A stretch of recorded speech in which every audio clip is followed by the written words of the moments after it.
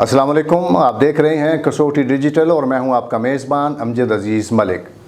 افغانستان میں طالبان نے قبضہ کر لیا ہے، اس کے بعد پھر طالبان کی حکومت بھی قائم ہو چکی ہے اور افغانستان ایک نئے دور میں داخل ہو رہا ہے۔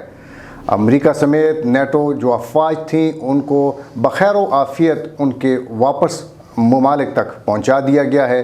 یوں لگتا یہ ہے کہ امریکہ بڑی خوش اسلوبی کے ساتھ اس مسئلے کو حل کرنے کے بعد اب واپس لوٹ گیا ہے۔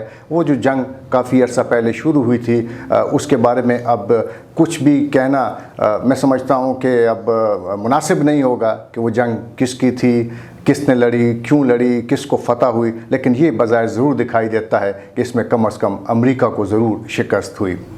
اب اگر ہم طالبان کی بات کریں تو کئی طالبان گرفتار تھے جو گوانتانامو بے کی جیلوں میں رہے اور پھر اس کے بعد واپس بھی آ گئے اور انہوں نے حکومت میں بھی اب اتنا حصہ حاصل کر لیا ہے۔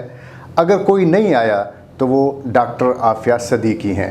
ڈاکٹر عافیہ جنہیں گرفتار کیا گیا تھا اور پھر اس کے بعد امریکہ میں ان پہ مقدمہ چلا، ان کو سزا ہوئی اور آج بھی وہ جیل کی سلاخوں کے پیچھے ہیں۔ چند ہی دن قبل اچانک ان کا نام پھر سے سننے کو ملا اور وہ پشاور پریس کلب میں ہونے والی ایک پریس کانفرنس تھی جس میں پشاور کے ایک رہائشی نے ڈاکٹر عافیہ صدیقی کا معاملہ پھر سے اٹھایا۔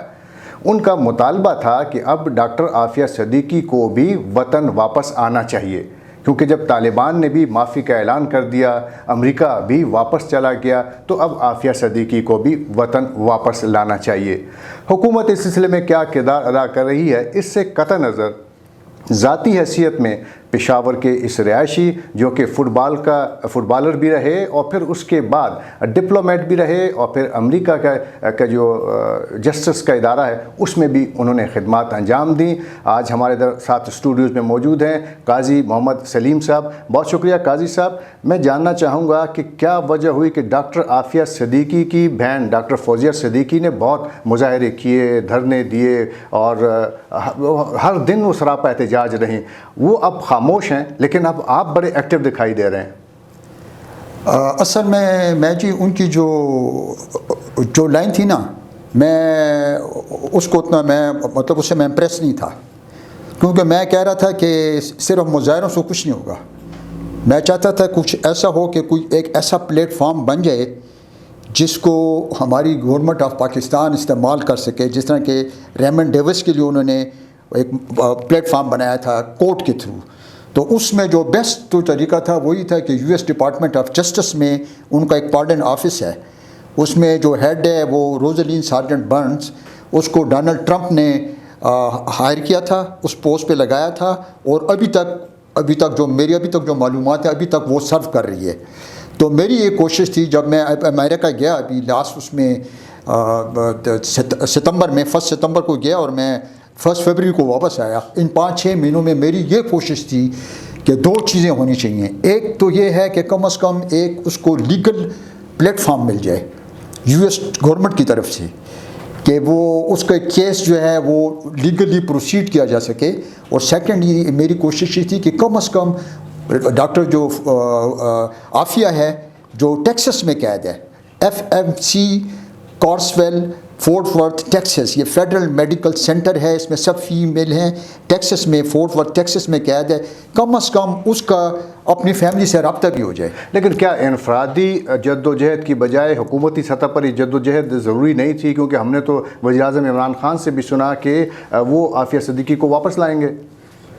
یہی بات جی میں بھی سمجھنے سے قاصر ہوں، کیونکہ یہ میرا جتنا خیال ہے کہ چونکہ ڈاکٹر عافیہ ایک پاکستانی سٹیزن ہے تو یہ گورنمنٹ آف پاکستان کا کام تھا کہ وہ ایک کلیمنسی پٹیشن فائل کرتے US ڈپارٹمنٹ آف جسٹس کے ساتھ، جو ایک فارمل پٹیشن ہوتی ہے، اور اس کو پھر ایک کیس نمبر مل جاتا، اس کو پھر کنسیڈریشن ہوتی، وہ آگے اسسٹنٹ اٹارنی جنرل کے پاس جاتا جو ان کا طریقہ کار ہے، اور اس کے بعد وہ وائٹ ہاؤس چلا جاتا۔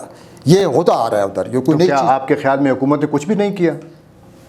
میں تو جی جتنا مجھے معلومات ہوئی ہیں، میں نے جس طرح انٹریکشن کی ہے ڈاکٹر فوزیہ کے ساتھ جو اس کی ایلڈر سسٹر ہیں اور ان کے 2 اٹرنیز کا، کیتھی مینلے اور جو ایسوسیٹ ہے اور جو مین اٹرنی ہے اسٹیو ڈاؤن امریکہ میں، دونوں نیو یارک میں ہیں.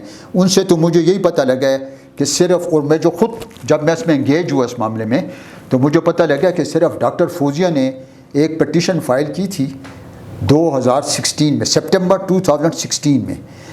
لیکن وہ پٹیشن چونکہ ڈاکٹر عافیہ نے سائن نہیں کی، بغیر سائن کی وہ سبمٹ ہوئی تھی، تو وہ 2018 میں U S department of justice کے آفس آف پارڈن اٹرنی نے اس کو ایڈمنسٹریٹولی کلوز کر لیا 31 جنوری کو.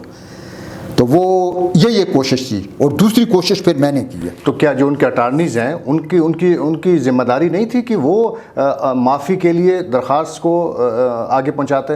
اصل میں یہ تھا نا کہ جو اٹرنی تھے نا، اسٹیو ڈاؤن اور کیتھی مینلے، یہ صرف ڈاکٹر فوزیہ کو ریپرزینٹ کر رہے تھے، ڈاکٹر عافیہ کو نہیں کر رہے تھے.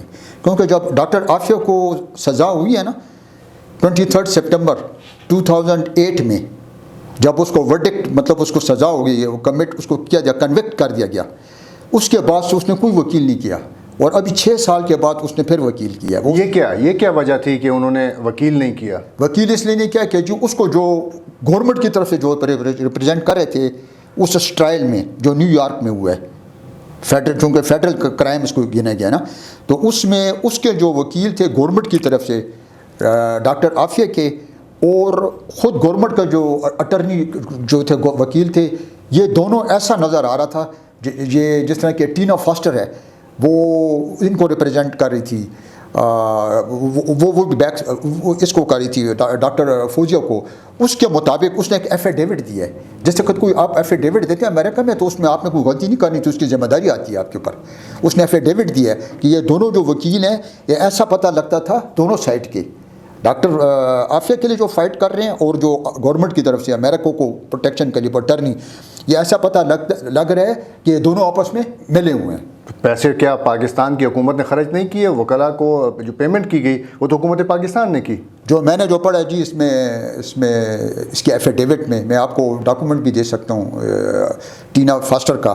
اس نے کہا کہ انہوں نے $2 ملین لیے تھے، اور $2 ملین لیے تھے اور صرف 12 سے 14 ڈیز کی صرف ٹرائل کے لیے. یہ بھی دیکھیں آپ، وہ سارا پری پلان تھا، اس کو سزا دینی تھی اور پھر 86 سال قید کی سزا دے دی گئی. مطلب دی موسٹ اسپیڈیسٹ ٹرائل ہے میرا خیال ہے may be in the history of United States کہ most speediest trial almost 2 weeks میں آپ جو ہیں کسی کو 86 ایئر کی سزا دے دیتے ہیں، تو یہ تو تھوڑا بہت کوشچنیبل ہے نا. لیکن چونکہ اس لیے گوانتانامو بے میں جو تھے قیدی ان کو تو رہا کر دیا گیا، بارگین کر لیا گیا ان سے اور قصہ ختم ہو گیا. لیکن ڈاکٹر عافیہ چونکہ امریکہ میں تھیں، ان پہ مقدمہ امریکہ میں چلایا گیا، لہٰذا ان کی جو قانون ہے، جو آئین ہے، اس کے مطابق سزا دی گئی.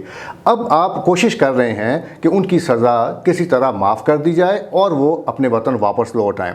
تو اس سلسلے میں جو آپ نے کوششیں کی ہیں اس کو کس حد تک دیکھتے ہیں کہ کامیابی کی طرف جا رہی ہیں؟ دیکھیں جی، میں تو حیران ہو گیا ہوں. میں سچی بات ہے، میں تو اللہ تعالیٰ کا لاکھ لاکھ شکر ادا کرتا ہوں. میں تو کچھ بھی نہیں ہوں، میری تو کوئی لیگل ایکسپرٹیز بھی نہیں ہے، نہ میں تو کوئی فیمس بننا ہوں.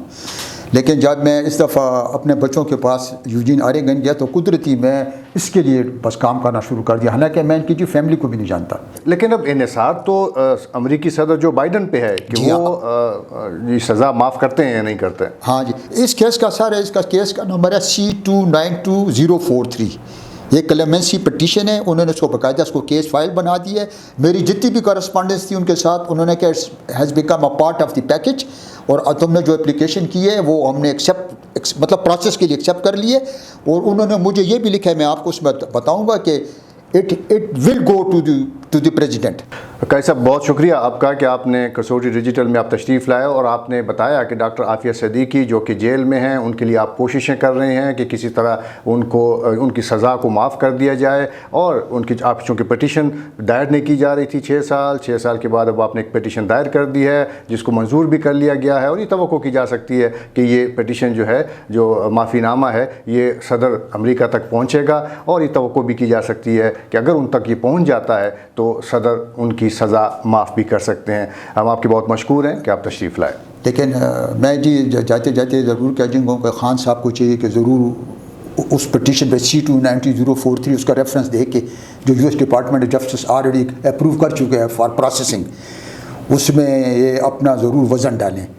تاکہ وہ ایکسپیٹائٹ بھی ہو جائے اور وہ انشاءاللہ تعالیٰ وہ اس کو فرگیونیس بھی مل جائے گی. کلیمنسی کا مطلب یہ ہے اور وہ اپنے گھر آ سکے گی. بہت شکریہ آپ کا.